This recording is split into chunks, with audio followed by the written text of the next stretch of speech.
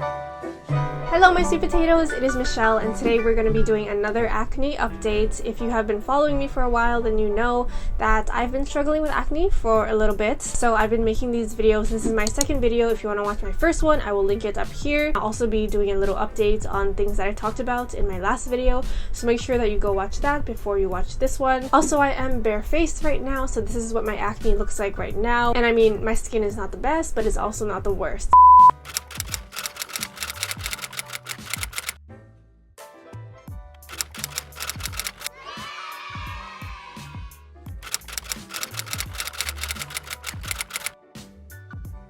And without further ado, let us begin with the video. If this is your first time watching me, then I have cystic acne and I have very oily, sensitive skin. So I first wanted to mention that I am still taking spironolactone. I'm still on 100 milligrams. I've been taking it every single day. Over the past 2 weeks since my last video, I did break out on my cheek in 2 areas here. Got a little bit on my chin as well, but I think that's because I started my period again. If you saw my last video, then you would know that I didn't have my time of month for 3 months, which is so weird to me. My period is usually very regular. I don't know why it all of a sudden just stopped for 3 months and then came back in August and then again this month in September, actually last month, because it's no longer September, it's October now. But I do think that the spironolactone has something to do with that, because my period stopped in the first 3 months that I started taking Spiro, and then maybe my body just got used to it, so now it's back to its regular schedule.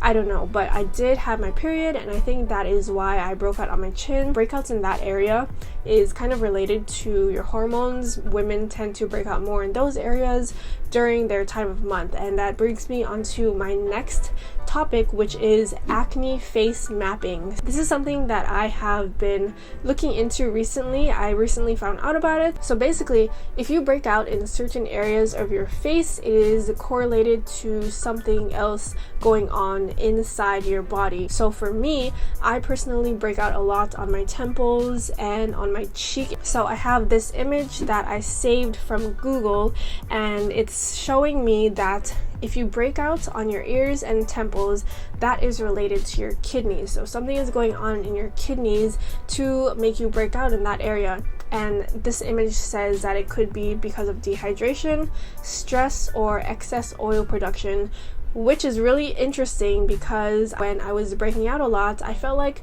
I wasn't drinking enough water. So that's why I try to drink a lot more water now, and I also drink a lot more green tea. Like I mentioned in my last video, I mentioned that I drink a lot of lemon water in the morning, but I kind of stopped doing that, and instead of lemon water, I drink green tea now. And I think that has been helping a little bit better than the lemon water. So the cheeks are kind of related to your lungs and respiratory system. So you could have allergies, or you might have a dirty pillowcase or a dirty cell phone when you talk on your phone, or maybe you smoke. I don't smoke of any kind, so that is out of the question for me. Or maybe you have poor air quality or pollution where you live. So I took a look at these, and since I break out in these areas, I figured, maybe it is because of my poor air quality, because I do change my pillowcase every single night, and I don't really have allergies, at least I don't think I do, maybe to dust. So I decided to try and go out, exercise more, get some fresh air,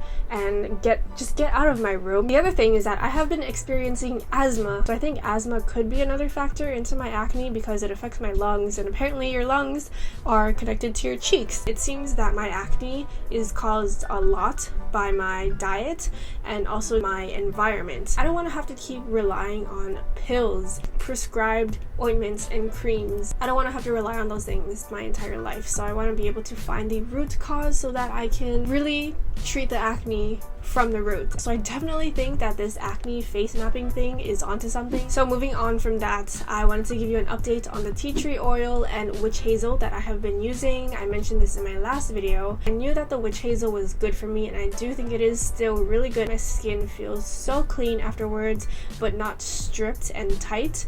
As for the tea tree oil, I was just using way too much of it. So I would use 1 drop on each pimple, and let me tell you, that is way too much. I used so much that I pretty much burned my skin. I ended up cutting some aloe vera and putting the gel onto my face, just straight from the plant. It was kind of the same thing that you would do if you got a sunburn. It just was so painful, even like my eyelids were burning. So now what I do is just put a drop on one finger and then spread it on 2 other fingers, and with that one drop I will lightly dab it on all of my pimples. A little bit goes a long way. Less is more when it comes to tea tree oil. So I also wanted to briefly mention that I am not following the Korean skincare routine anymore. It was kind of too much for me, and it was a lot of hydration. I just didn't need all of that hydration. So right now my skincare routine is to cleanse, tone, spot treat, and moisturize. It's very simple, just these 4 steps, and I think it's been doing really well for my skin. So finally, I wanted to talk briefly about oil cleansing. I decided against it because I just wasn't sure how the oil would react with my skin. I also just didn't want to spend any more money on a product that I wasn't sure if I would like or not. Instead of that, I am just using micellar water, and I have tried Garnier's micellar cleansing water. That one is great, and now I'm trying L'Oreal's, and it's I think the same as Garnier's, I don't know, but they're both really great at removing my makeup. They don't make my skin feel like it's super dried out, and it doesn't break me out, which is another huge thumbs up. Okay, you guys, so that is all for my video today. Basically, what's really been helping me is acne face mapping. That's the thing that I think has really been helping me find the true source and the real cause of my cystic acne. So if you're struggling with acne, maybe check it out. Thank you guys so much for watching. I hope that maybe it helped some of you guys out, and if you have any more advice for me, please leave it below. Talk to me on my social media.